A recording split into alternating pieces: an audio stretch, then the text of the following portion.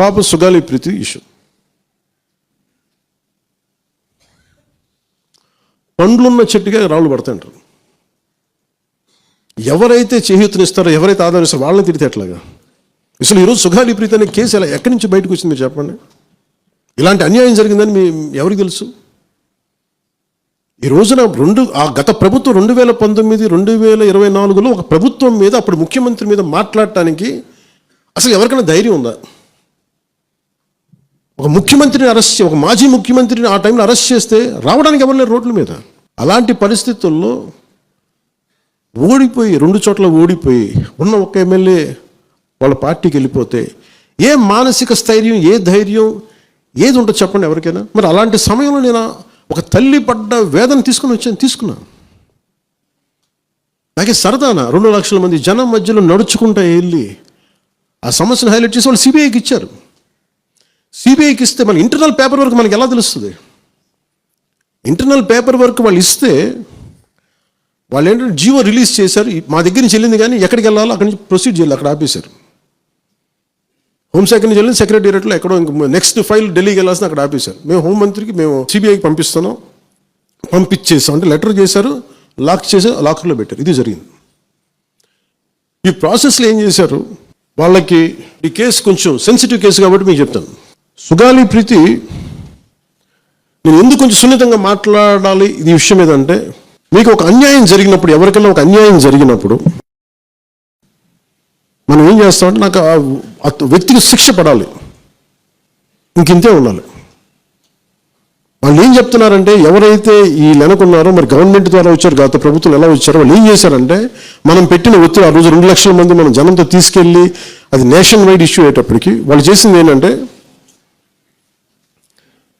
మనం చేసిన పోరాటం వల్లే ఎస్సీ ఎస్టీ అట్రాసిటీ కేసు బాధితులకు చట్ట ప్రకారం ఇచ్చే ప్రయోజనాలు, పరిహారాలు వారి కుటుంబానికి దక్కాయి. కర్నూలు రూరల్ మండలం దిన్నెదేవరపాడులో 5 ఎకరాల వ్యవసాయ భూమిని కేటాయింపబడింది.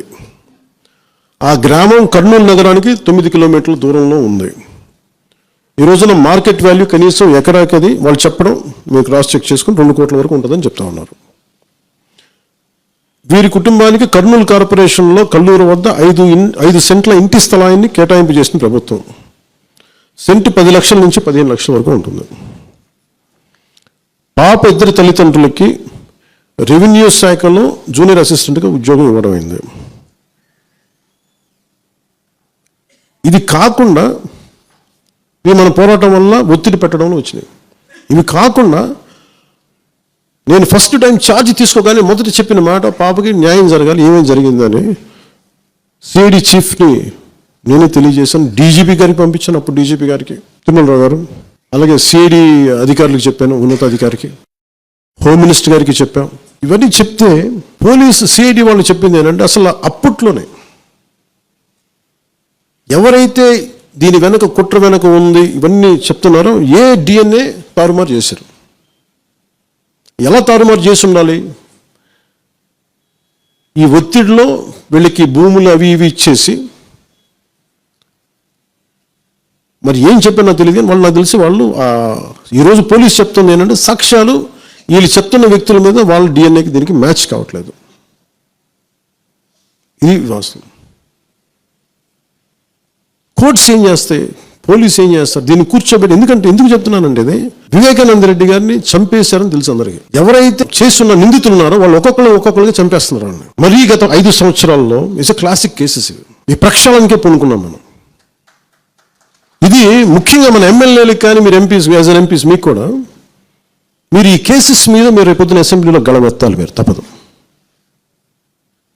ముఖ్యంగా లా అండ్ ఆర్డర్ వీళ్ళు అందరూ తప్పించుకుంటూ వెళ్ళిపోతే ఇట్లా ఒక సోషల్ అండర్స్ట్ వస్తుంది దీనివల్ల. అంటే వ్యక్తికి ఒక నేరస్తుడు చేసిన ఒక కులానికి చెందుతాడు, ఏదో ఒక నేరస్తుడు, మనం ఏం చేయలేము దానికి. ఇందాక అరుణ చెప్పినట్టుగా ప్రతి ఒక్కరు ఏదో కులానికి చెందాలి, వేరే దారి లేదు మనకి. మనం వేరేలా పొట్ల ఏదో కులానికి చెందాలి. కానీ తప్పు చేసి కూర్చోబెట్టి పలానా టక్కుమైన ఒక మాట అనేస్తారు, పలానా ఎక్స్ చేసాడు ఉండవు, పలానా కాస్ట్కి చెందిన వాడు చేసాడు అంటారు. అసలు కాస్ట్ ఎక్కడి నుంచి వచ్చి తెలియదు క్రైమ్కి.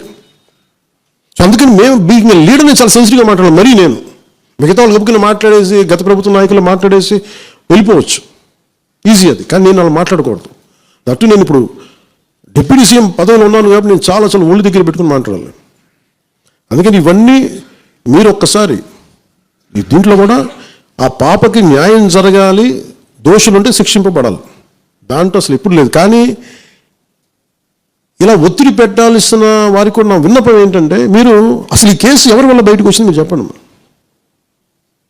సో మా త్రికరణ శుద్ధిని, మా చిత్తశుద్ధిని మీరు తక్కువ ఉంచిన. ఇక్కడ కేసులు వాళ్ళు కూర్చోబెట్టి నేను వెళ్ళి సాక్ష్యాధారాలు నేనేం క్రియేట్ చేయలేను. అక్కడ గత ప్రభుత్వం చేసిన తప్పులు